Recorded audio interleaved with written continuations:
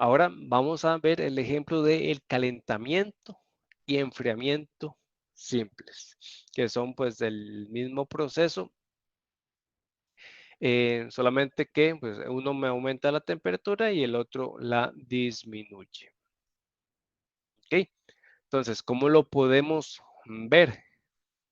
En el caso de el enfriamiento, ¿verdad? Podemos decir que nuestro estado inicial de temperatura, el aire ingresa a una temperatura inicial de 30 grados Celsius, una humedad relativa de del 30%.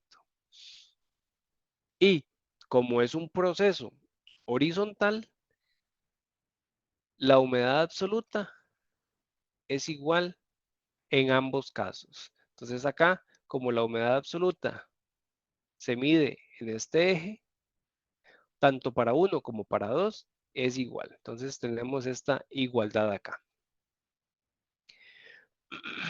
¿Ok? Y cuando se trata de enfriamiento, vamos a pasar de 1 a 2 y la humedad relativa pasa de 30% a un 80%. Y la temperatura baja hasta los 12 grados Celsius. Tenemos un enfriamiento simple sin cambiar la humedad absoluta, se mantiene constante. Entonces, ¿cómo lo hacemos? Pasando aire a través de un serpentín de enfriamiento. En este caso, pues estamos combinando, ¿verdad? Esta es la gráfica durante el enfriamiento simple y esta durante el calentamiento simple. Pero simplemente es una por otra. Para que esta gráfica coincida acá, vamos a tener un serpentín de enfriamiento o viceversa. Si yo quiero pasar del estado 2 al estado 1, simplemente cambia la orientación de esta flecha y pasar del estado 2 al estado 1. Acá también, y ahora sí, se cumple que pasamos aire a través de un serpentín caliente que aumenta la temperatura de 12 grados Celsius a 30 grados Celsius y disminuye, al aumentar la temperatura, disminuye la humedad relativa, manteniendo la humedad absoluta o específica. ¿Ok? Entonces, esta figura me representa el enfriamiento simple y esta configuración me representa el calentamiento simple. ¿Ok? Que esta figura también me sirve, la podemos utilizar para representar el movimiento de 1 a 2, el cual es enfriamiento, o de 2 a 1, el cual es calentamiento. Donde podemos ver que en un proceso de enfriamiento, obviamente disminuye la temperatura, aumenta la humedad relativa y en un proceso de calentamiento podemos ver que aumenta la humedad relativa y aumenta también la temperatura a una humedad absoluta constante. Entonces, vamos a estar en un punto y nos vamos a mover con el enfriamiento hacia la izquierda y con el calentamiento nos vamos a mover a la derecha, con enfriamiento o calentamiento simple. Como lo dice, pues son verdaderamente los procesos más simples y también que podemos graficar fácilmente en la carta psicométrica con una regla, pasando del estado 1 al estado 2 o del estado 2 al estado 1, el proceso inverso de calentamiento o enfriamiento. Muy bien. Ahora, ¿qué pasa si yo quiero pasar de 12 a 30 grados Celsius, pero con humidificación? O sea, que no quiero que este valor de 80 disminuya hasta cierto valor o mantenerlo igual. ¿Ok? Entonces, quiere decir que yo, en lugar de tener un calentamiento simple de 2 a 1, quiero tener un calentamiento con humidificación para moverme de 2 a 3, que es el que vamos a ver a continuación. El calentamiento con humidificación. ¿Ok? Esto Este proceso va a constar de, vamos a tener nuestro ducto de ventilación por el cual va a pasar nuestro aire, ¿verdad? El aire va a entrar a una temperatura inicial que podemos ver acá. Aquí vamos a tener las condiciones iniciales en el estado 1, entra a una temperatura inicial, a una humedad relativa, condiciones iniciales en mi estado 1, ¿verdad? Ok, va a pasar a través del serpentín de calentamiento, ok, de 1 a 2. Entonces, si estamos en la carta psicométrica, vamos a estar en del proceso 1, se va a calentar y vamos a terminar en el proceso 2, un calentamiento simple, donde la humedad absoluta se mantiene constante en la sección de calentamiento. Pero ¿qué pasa luego? ¿Qué le vamos a agregar? Agua para que se humidifique. Entonces vamos a aumentar la cantidad de humedad en el aire. ¿Y cómo lo hacemos? Pasando de 2 a 3 en la sección de humidificación, de 2 a 3, donde la humedad es absoluta en el estado 3, es mayor a la humedad absoluta del estado 2. ¿Ok? Y podemos pasar de una temperatura, por ejemplo, de 10 grados Celsius a una temperatura acá de 25 grados Celsius.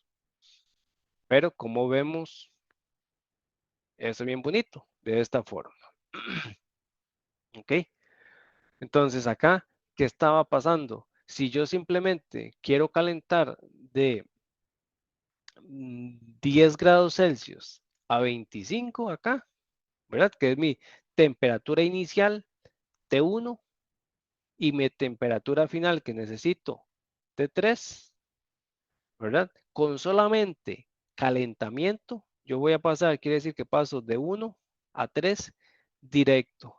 Acá, ¿cuánto sería, si vemos la carta psicométrica, cuánto sería en este punto la humedad absoluta? Sería la misma que la inicial, pero sería muy baja. Y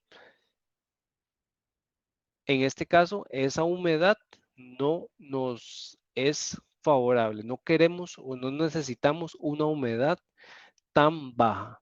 Por lo tanto, agregamos la sección de humidificación para seguir aumentando la temperatura, pero aumentando también la humedad relativa y pasar de un 30% a un 60%, aumentando la humedad relativa y también la humedad absoluta acá. ¿Ok? Y pues acá podemos hacer, un poquito recordándonos a los vectores, pues el recorrido final, ¿verdad? De 1 hasta 3, pasando de 1 a 2 y de 2 a 3. Estado inicial 1, estado final 3. Estamos pasando de 1 a 3, pasando sí por 2, donde tenemos un proceso de calefacción o de calentamiento y un proceso de humidificación. Entonces aquí lo podemos ver ya más completa la información, donde ingresa aire a 10 grados Celsius, 30% de humedad relativa y un volumen específico por, perdón, un flujo volumétrico de 45 metros cúbicos por minuto. Después de que pasa el aire por el serpentín de calentamiento, la temperatura aumenta de 10 a 22 grados Celsius y termina de aumentar hasta los 25 grados Celsius atravesando por el humidificador. Ok, aquí podemos ver nuestro volumen de control, donde tenemos condiciones iniciales, intermedias y condiciones finales. Ok, luego de la humidificación terminamos hasta la temperatura máxima que nos da el serpentín para este flujo volumétrico de 25 grados Celsius y una humedad relativa del 60%. ¿Ok? Entonces ya esta temperatura más alta, sí, pero me da mayor humedad, ¿no? Es para no sentir eh, un cambio brusco que me genere incomodidad. ¿Ok? De esta forma se resume el calentamiento con humidificación, con dos procesos, el primero de calentamiento y el segundo de humidificación. Dos secciones, una de calentamiento y una de humidificación. ¿Ok?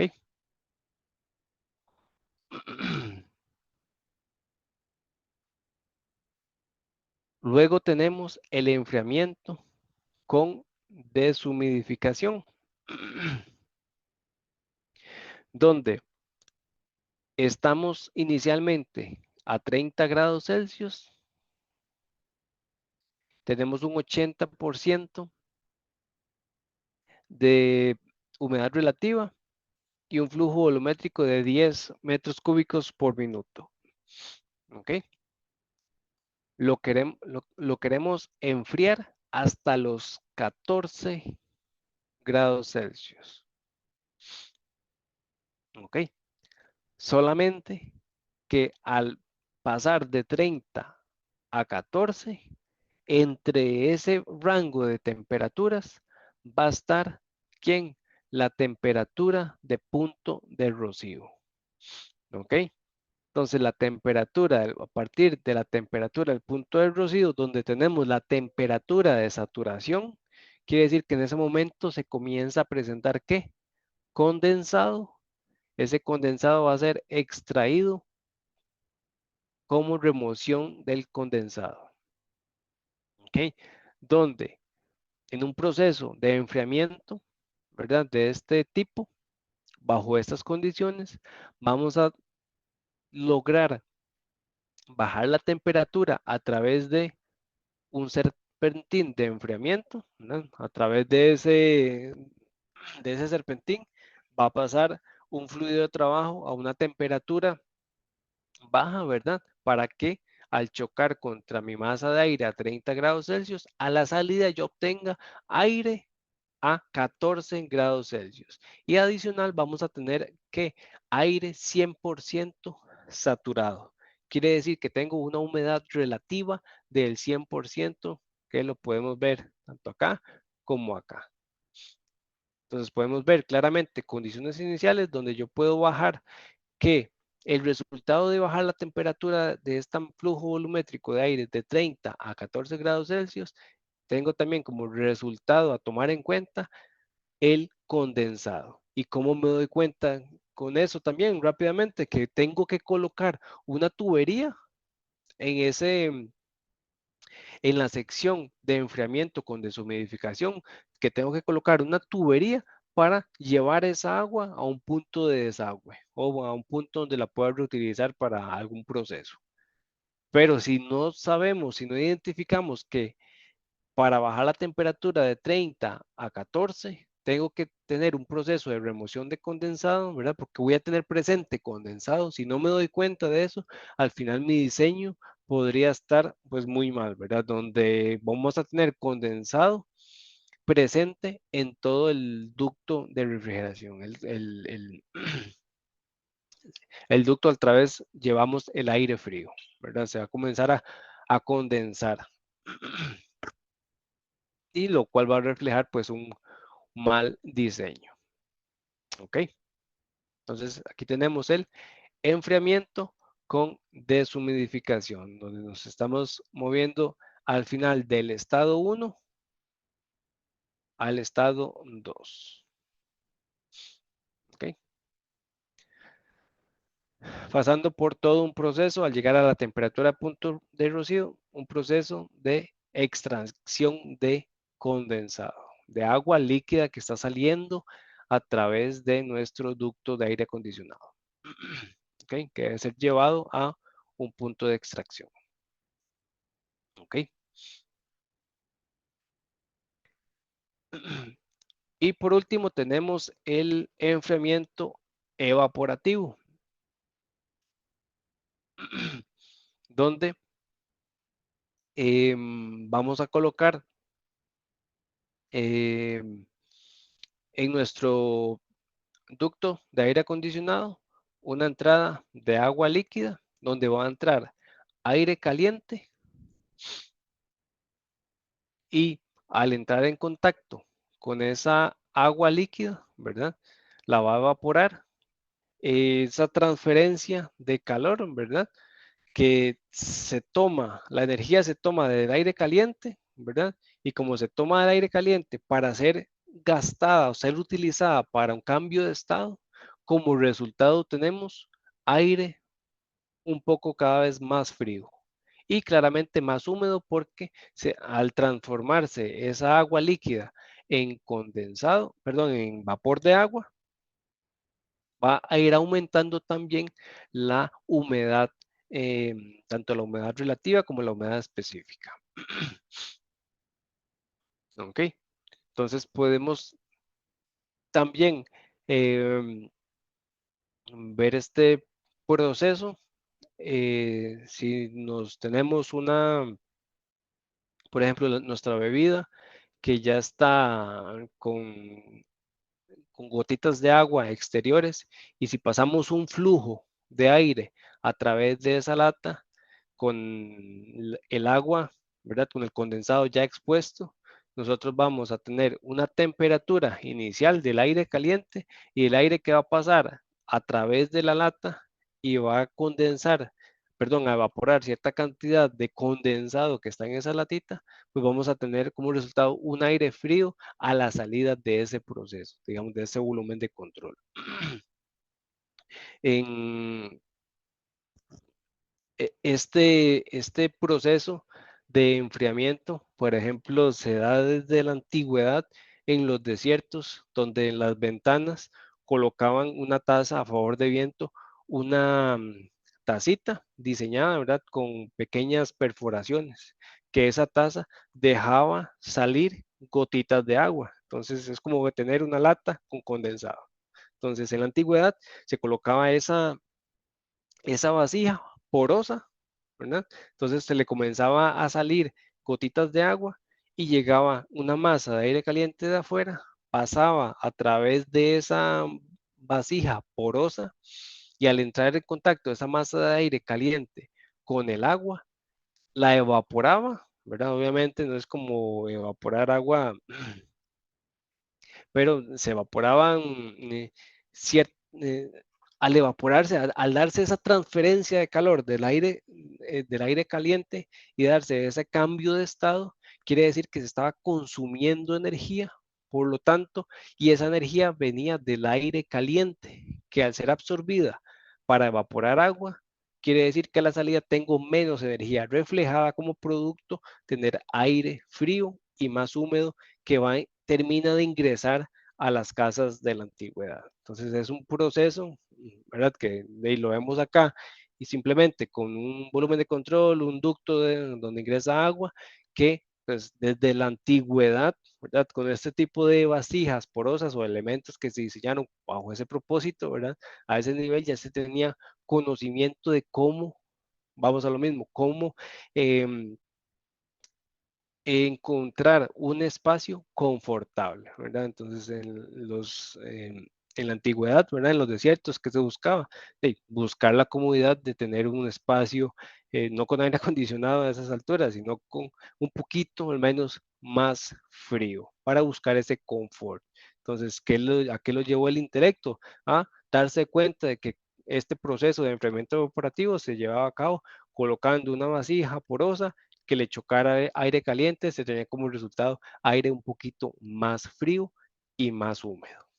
Entonces, pues también es interesante preguntarse cómo nace todas estos estudios.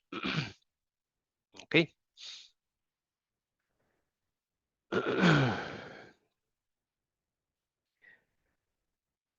Ya para finalizar, ya nos quedan pocas diapositivas, nada más quiero terminar esta presentación.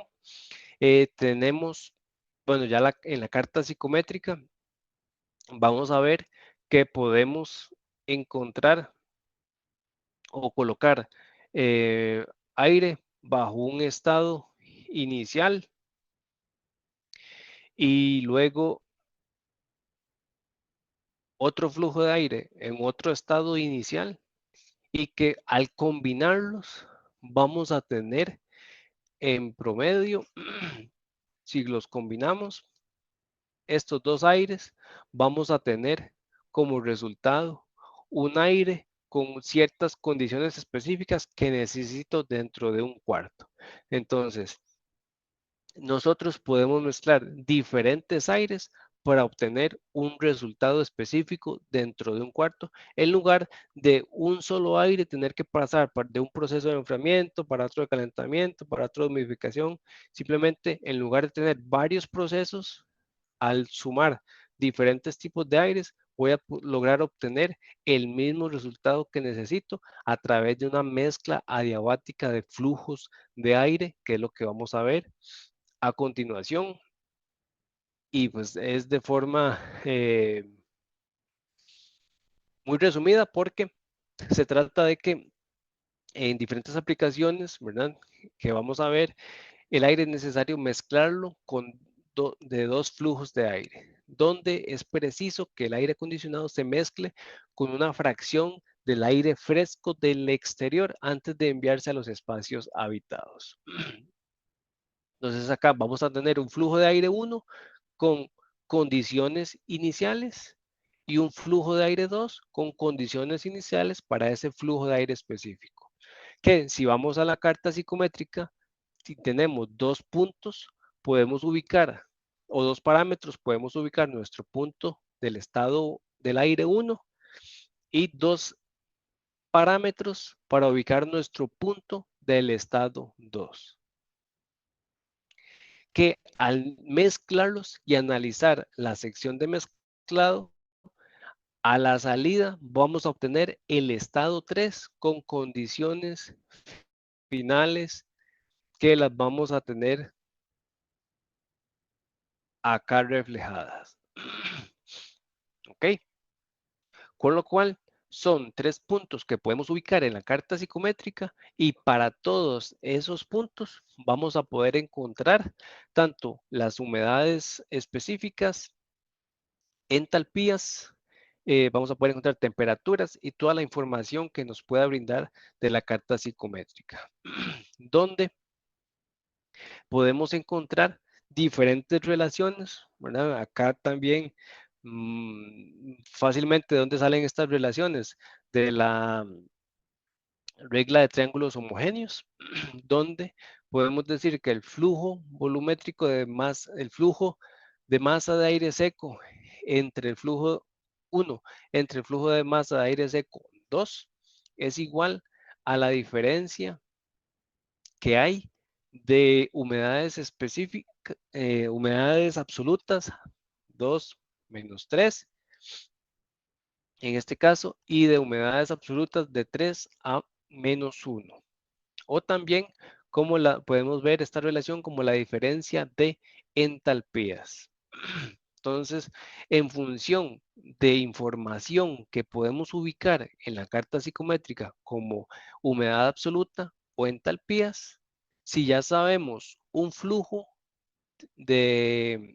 un flujo de los dos, podemos encontrar el otro en función de la información que podemos tomar de la carta psicométrica. Entonces, esta ecuación principal podemos despejarla, ¿verdad? Para encontrar diferentes, ya sea propiedades termodinámicas o flujos másicos de aire. ¿Ok? Y podemos despejar pues cualquiera de las condiciones que no conozcamos, siempre y cuando conocemos el resto de información de la ecuación. ¿Ok? Entonces, esta ecuación sale de pues, las diferentes relaciones geométricas que podemos hacer, ¿verdad? Con estos triángulos semejantes. Y pues que vamos a ver ya en los ejercicios cómo aplicar simplemente estas ecuaciones que tenemos acá, que en realidad es bastante sencillo, que nos sirve para encontrar un parámetro en función del resto que ya conocemos. El intercambio de calor con los alrededores suele ser pequeño y por lo tanto puede suponerse que el proceso mezclado es adiabático. Y por último, se tiene que en las centrales eléctricas, los grandes sistemas de aire acondicionado y algunas industrias grandes, o más bien algunas industrias generan grandes cantidades de calor residual, que pues a menudo se rechazan al agua, se rechazan para enfriar el agua de proceso, por ejemplo, utilizando el agua de los ríos o lagos cercanos. Pero en muchos casos el suministro del agua de refrigeración es limitado. Entonces, muchas veces no tenemos un lago a la par de donde está ubicado nuestra industria. O la contaminación térmica constituye un problema grave donde estamos, por ejemplo, que afecta a los peces, afecta a las algas, etcétera, etcétera. Entonces, no podemos desechar el agua de calor, el agua caliente, ¿verdad?, de un lago. En tales casos, el calor va a ser rechazado, debería ser rechazado a donde a la atmósfera, donde, pues si no tenemos un lago a la par, pues lo más lógico es rechazarlo a la atmósfera con agua de refrigeración circulando y sirviendo como medio de transporte para la transferencia de calor entre la fuente y el sumidero, la que va a ser pues la atmósfera. Y una forma de lograrlo es a través del uso de torres de enfriamiento, que básicamente va a ser un enfriador evaporativo semicerrado. ¿Ok? Muy parecido al principio que les decía para enfriar aire, ¿verdad? Colocando, en este caso, es lo contrario. Aquí queremos enfriar el agua a través del aire. Anteriormente, en la antigüedad, en el ejemplo anterior que vimos, con el enfriador evaporativo, queríamos enfriar el aire utilizando agua. Ahora es al revés, queremos enfriar agua utilizando el aire. En este caso, la torre de enfriamiento, ¿verdad? Entra el agua de proceso caliente y lo que queremos es obtener agua fría otra vez para que vuelva a transferir calor de la industria en nuestra torre de enfriamiento. En la torre de enfriamiento, ¿verdad?, entra agua caliente para tener agua fría. A través de, ¿y cómo se hace este proceso? ¿Verdad? Se expulsa el agua caliente, ¿verdad?, a través de diferentes salidas de boquillas, donde sale el agua pulverizada y entra aire. Ese aire, ¿verdad?, va a estar más frío, entra y al entrar en contacto con el agua, pues se va a calentar, se va a dar esa transferencia de calor, va a seguir su camino, ¿verdad? Como se calienta, aumenta la temperatura, se eleva y el ventilador lo termina de sacar hacia el exterior, teniendo como resultado a través de ese contacto con una masa de aire fría, pues y calentándola, quiere decir que transfiere energía calórica del agua a el aire. Por lo tanto, tenemos como resultado agua caliente pasa a ser agua fría. Y aquí lo podemos ver explicado también con numeritos, que de igual manera vamos a hacer ejercicios para resolver este tipo de problemas, donde acá nos dicen que tenemos 100 kilogramos por segundo ingresando de agua caliente a 35 grados Celsius y que se quiere obtener los mismos kilogramos por segundo de agua, pero esta vez que salga fría. Entra caliente y sale fría. Y queremos el mismo flujo. Acá, como ya nos imaginábamos cierta cantidad de agua al chocar contra la masa de aire que se encuentra a 20 grados, ¿verdad? Al tener esa diferencia de calor, cierta cantidad de agua se va a evaporar, ¿verdad? Ya que también la humedad relativa inicial del aire era de 60% y aquí sale aire saturado, quiere decir que se lleva humedad. Por lo tanto, esa humedad es vapor de agua, que antes era agua, que se debe de reponer a través de agua de reposición. ¿Ok? Que esa agua de reposición, pues debe ingresar Obviamente no lo vamos a ingresar a 35 grados Celsius porque ahí estaremos perdiendo, sino ingresaría a la temperatura a la cual entrega el agua la torre de enfriamiento. Para obtener, pasar los 100 kilogramos por segundo de 35 grados Celsius a 22 grados Celsius y volver a ingresar en todo el flujo de trabajo. Entonces, de esta forma es como funciona una torre de enfriamiento para enfriar agua. ¿Ok? Que son esas torres que hemos visto en varias imágenes o películas y que arriba, en el lado arriba se ve esa columna blanca, ¿verdad? Que muchas veces pensamos que pues se está contaminando o por error decimos que se está liberando gases tóxicos al ambiente y no, ¿qué es lo que se está liberando? Aire saturado a una temperatura mayor. ¿Ok? ¿Alguna pregunta o consulta?